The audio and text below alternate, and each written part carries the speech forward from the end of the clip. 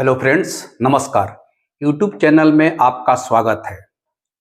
समय समय पर सरकार के द्वारा जो कुछ भी नए नियम लाए जाते हैं पब्लिक के पक्ष में, तो उसको हम लोग का प्रयास रहता है कि यूट्यूब के माध्यम से उसको समराइज करके सरल भाषा में आप तक पहुंचा दी जाए। इसी तरह की एक जानकारी आई है रेलवे विभाग से, और रेलवे विभाग ने 1 मई से बहुत सारे ऐसे नियम में बदलाव किए हैं जिसको आपको एक एक करके जानना जरूरी है। खास करके ticket reservation, cancellation, waiting list, इस सारे मामलों को लेकर के बहुत सारे नियम में बदलाव किए गए हैं। और चूंकि रेलवे एक ऐसी यात्रा है जिसमें लाखों लाख यात्री प्रतिदिन सफर करते हैं और सबसे सस्ता और सुगम यात्रा रेलवे का होता है।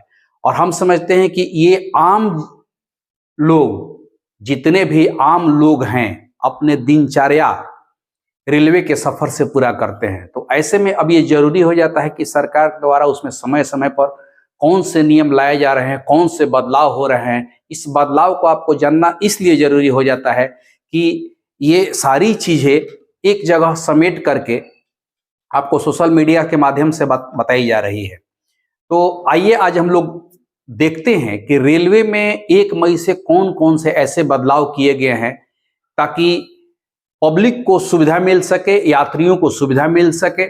इसको जानेंगे रिजर्वेशन को लेकर के कि रिजर्वेशन जो है कितना दिन पहले हम करा सकते हैं, अगर हम कैंसिल कराते हैं टिकट को तो हमारा कितना पैसा रिफंड होगा, कितना पैसा कैंसिलेशन चार्ज में कट जाएगा। अगर हमारा वेटिंग लिस्ट में टिकट है तो वेटिंग लिस्ट में जाने का जो तरीका है, पहले क्या था कि आदमी वेटिंग लिस्ट में टिकट ले लेता था, जनरल बोगी, एसी बोगी या स्लीपर बोगी में आप जा करके बैठ जाते थे। तो इससे होता क्या था कि सुविधा किसी को नहीं मिलती थी। अगर आपका टिकट कंफर्म नहीं है तो आप वहां पर खड़े होकर या उस बोगी में बैठकर जाइएगा, लेकिन जो यात्री का टिकट कंफर्म है उनको कष्ट होता था। तो इन सारी चीजों को लेकर के और खास करके तत्काल टिकट को लेकर के ये जो कालाबाजारी चल रही थी बाजार में एजेंटों के द्वारा, दलालों के द्वारा, उस पर अंकुश लगाने के लिए भी बहुत सारा नियम को लाया गया है। इसके अलावा और भी कुछ छोटे छोटे ऐसे नियम है यात्रा के दौरान, वो आपको जानना बहुत जरूरी है। तो आज इस वीडियो हम एक एक करके चर्चा करेंगे कि रेलवे के द्वारा यात्रियों की सुविधा के लिए कौन कौन से ऐसे नियम लगाए गए हैं जिसको हमको जानना बहुत जरूरी है। तो एक एक करके हम लोग पहले शुरू करते हैं। तो सबसे पहले हम बताते हैं आपको जनरल रिजर्वेशन के बारे में। जनरल रिजर्वेशन का मतलब कि जैसे आपको पहले से पता है कि कोई भी टिकट हम लोग रिजर्व कराते हैं तो वह रिजर्व 2 तरीका से कराते हैं। एक तो काउंटर पर जाकर कराते हैं ऑफलाइन, और एक ऑनलाइन IRCT या अन्य जो ऐप है उसके माध्यम से हम लोग रिजर्वेशन कराते हैं। तो पहले क्या होता था कि हमारा यात्रा से 120 दिन पहले भी हम रिजर्वेशन करा सकते थे, यानी कि किसी ट्रेन के यात्रा के तिथि से 120 दिन पहले तक भी हम रिजर्वेशन करा सकते थे। लेकिन सरकार के द्वारा इस नियम को बदल दिया गया है। अब इस पीरियड को घटा करके 120 दिन के बदले 60 दिन, यानी कि महीना के हिसाब से देखें तो पहले 4 महीना पहले हम रिजर्वेशन करा सकते थे, लेकिन अब जो है 60 दिन पहले, यानी कि यात्रा के तिथि से 2 माह पहले तक का ही रिजर्वेशन आपको मिल सकता है, चाहे आप IRCT से ले तब, चाहे आप काउंटर पर ले तब। तो ये बहुत बड़ा बदलाव किया गया है, और इस बदलाव का मुख्य उद्देश्य यही है कि आप अनावश्यक रूप से रिजर्वेशन न कराएं, आप आवश्यकता अनुसार ही रिजर्वेशन कराएं, और भीड़ को कम करने के लिए, कंट्रोल करने के लिए ये नियम लगाया गया है। ठीक है, तो ये हुआ जनरल रिजर्वेशन की बात। अब इसी जनरल रिजर्वेशन में मान लीजिए कि आपको टिकट कैंसिल कराना है या आपका वेटिंग टिकट मिल गया। तो पहले क्या होता था कि अगर आप स्लीपर का रिजर्वेशन कराए हैं, स्लीपर में आपका टिकट वेटिंग में है, तो आप स्लीपर में घुस करके यात्रा कर लेते थे, या एसी में आप रिजर्वेशन कराए हैं और आपका टिकट वेटिंग लिस्ट में है तो आप एसी में घुस करके यात्रा कर लेते थे ऐन कैन प्रकरण। लेकिन अब नियम क्या बना दिया गया कि अगर आप स्लीपर में कराए हो तब, एसी में कटाए हो तब, भले ही आप फुल चार्ज दे करके रिजर्वेशन कराए हो, लेकिन अगर आपका टिकट कंफर्म नहीं हुआ तो आप किसी भी हाल में ना ही आप स्लीपर में जा सकते हैं ना आप एसी में जा सकते हैं। आपको अगर यात्रा अति आवश्यक है तो आप उस टिकट से जनरल बोगी में यात्रा कर सकते हैं। तो जनरल बोगी में यात्रा करने का मतलब कि अब आपकी जो अनकंफर्म टिकट की यात्रा होगी वो कष्टदायक होगी। कैसे कष्टदायक होगी? एक तो जनरल बोगी का टिकट जो होता है, अगर सामान्य तौर पर हम देखें तो वह रिजर्वेशन टिकट से लगभग आधा होता है। तो एक तो पैसा गया आपका, और दूसरे में अब यात्रा जो है जनरल बोगी में आपको तो सीट कंफर्म है नहीं, तो कहीं भी ऐन कैन प्रकरण बैठ करके आपको कष्टदायक जिंदगी गुजारनी पड़ेगी। तो यह जो है सबसे इंपॉर्टेंट चीज लाया गया है। इसका मुख्य उद्देश्य क्या है कि पहले मान लीजिए कि जिन यात्रियों ने बहुत पहले रिजर्वेशन कराया उनका टिकट कंफर्म हो गया, तो वो तो अपने स्लीपर या एसी बोगी में चले जाएंगे। लेकिन जिन लोगों का टिकट कंफर्म नहीं होता था वह यात्री भी जनरल बोगी और एसी बोगी में जाकर के भीड़ कर देते थे, तो उनको तो कष्ट होता ही था, साथ साथ जितने भी कंफर्म टिकट के यात्री हैं उनको भी काफी कठिनाइयों का सामना करना पड़ता था। तो इसको कंट्रोल करने के लिए और भीड़ को कंट्रोल करने के लिए, चूंकि होता क्या था पहले कि एसी बोगी या स्लीपर बोगी में लोग जानबूझकर, अगर नहीं मिल रहा है तो जानबूझकर भी वेटिंग में लेकर के घुस करके चले जाते थे। इससे होता क्या था कि ट्रेनों में अनावश्यक रूप से भीड़ बढ़ती थी।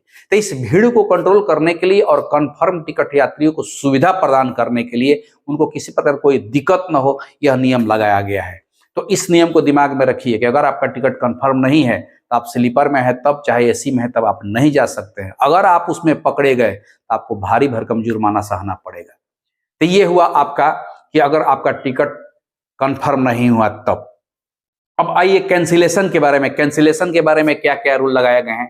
तो जैसा कि हम लोग को मालूम है कि कैंसिलेशन जो होता है, अगर मान लीजिए कि आप आईआरसीटी से रिजर्वेशन कराए हैं और आपका टिकट कंफर्म नहीं हुआ, तो अगर आपका टिकट कंफर्म नहीं हो तो ऑटोमेटिक कैंसिल हो जाता है और आपका रिफंड जो है 100% मिल जाता है। यानी कि कुछ चार्जेज जो होता है आईआरसीटी का वो नहीं मिल पाता है, लेकिन जो पैसा होता है टिकट का वो 100% रिफंड हो जाता है।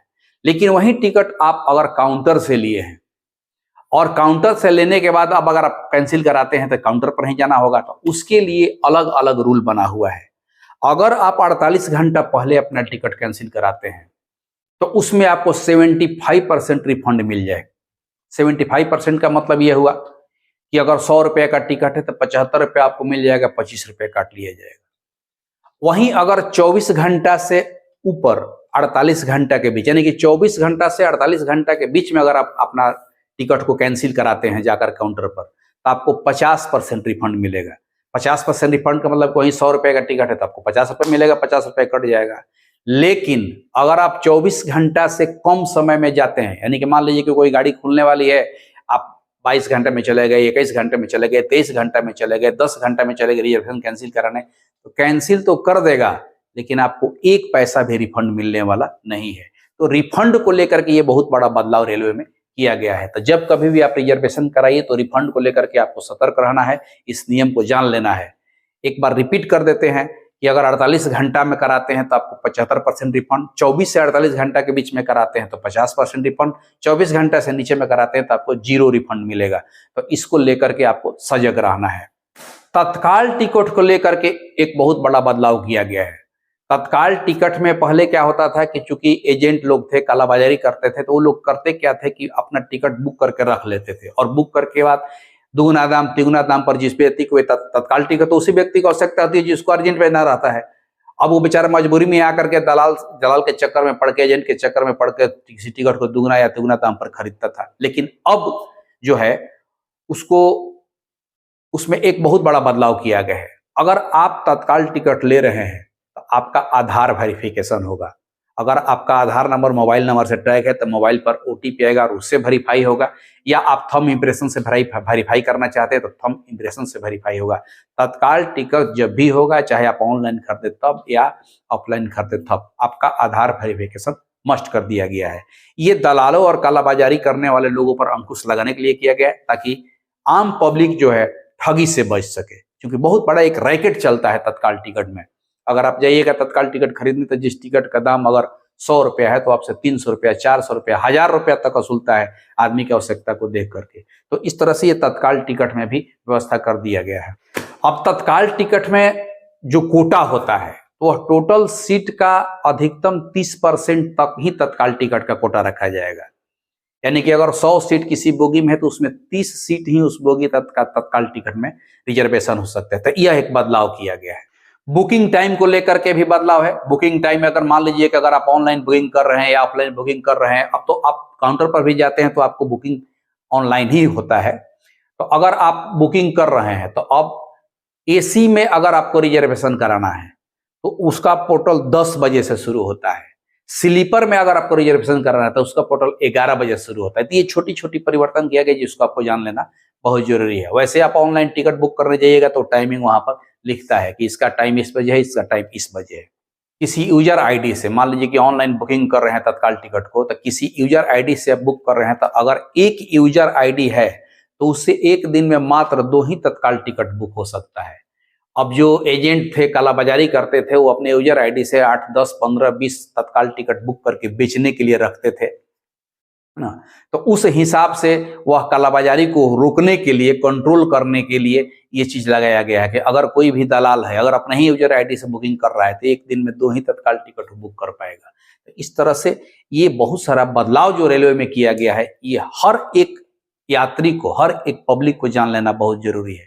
क्योंकि होता क्या है कि यात्रा तो हम लोग करते हैं, स्टेशन जाते हैं, टिकट खरीदते हैं, यात्रा शुरू कर देते हैं, या रिजर्वेशन किसी से पढ़ा लिखा जो व्यक्ति है वो तो सारी चीज ले, लेकिन एक बहुत भारी संख्या में ऐसे लोग हैं जो यात्रा तो करते हैं लेकिन रेलवे के नियम के बारे में बहुत सारा जानकारी नहीं रहता है। तब ऐसे में हम लोग कहीं ना कहीं से न्यूज इकट्ठा करते हैं, तो प्रयास करते हैं कि उसको समराइज करके आप तक पहुंचा दे। इस पूरे प्रकरण में कैंसिलेशन चार्ज में भी वृद्धि करने की ये संकेत मिल रहे हैं। बहुत सारे मीडिया के माध्यम से, बहुत सारे अखबारों के माध्यम से ऐसा प्रतीत हो रहा है, प्राप्त हो रहा है कि जो कैंसिलेशन चार्ज कटता था पहले, उस कैंसिलेशन चार्ज में बहुत भारी वृद्धि होने वाली है।